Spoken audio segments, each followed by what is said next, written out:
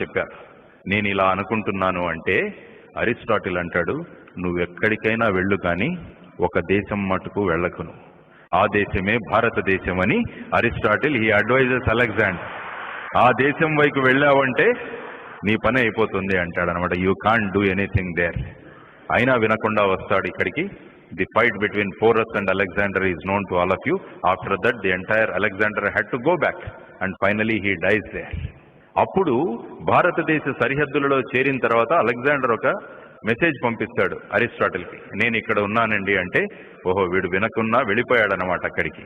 అప్పుడు అరిస్టాటిల్ చెప్తాడు, నాకు 5 వస్తువులు భారతదేశం నుంచి తీసుకురా అంటాడు.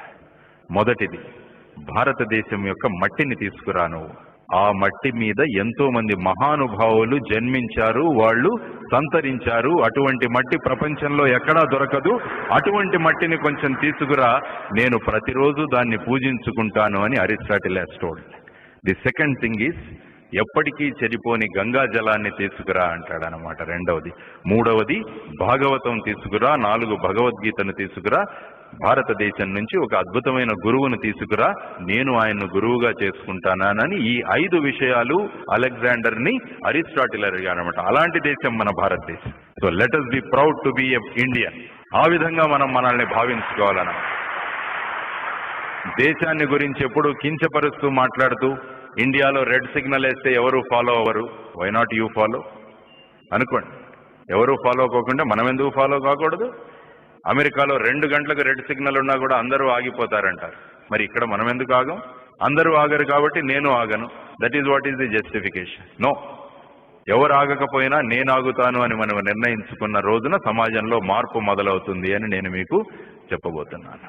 Again because I have mentioned about Alexander. Alexander మన పోరస్తో యుద్ధం చేసిన తర్వాత, మళ్ళా వెనక్కి వెళ్ళిపోయిన తర్వాత, ఈ rights 3 wishes, the 3 death wishes of Alexander. అవి మీరు చదివి ఉండొచ్చు ఎక్కడైనా. అలెగ్జాండర్ పోతూ పోతూ 3 విషయాలు, నాకు ఈ 3 విషయాలు నేను చనిపోయిన తర్వాత చెయ్యాలి అన్నాడు. నెంబర్ 1, నా కాఫిన్ని, నా శవపేటికను నన్ను ట్రీట్ చేస్తున్న డాక్టర్లు మోసుకుంటూ వెళ్ళాలి అంటాడు ఆయన. నెంబర్ 2, నేను సంపాదించిన ఆస్తి అంటే వజ్ర వైఢూర్యాలన్నీ కూడా రోడ్ల మీద వెదజల్లుతూ వెళ్ళాలి అంటాడు. మూడవది, నన్ను సమాధిలో ఖననం చేసిన తరువాత నా 2 చేతులను ఇలా బయటికి పెట్టి నన్ను సమాధి చెయ్యండి అంటాడనమాట. మొదటిది, why is the first death wish of Alexander? Because he says, unless you take care of your health, no physician or no doctor can increase your age.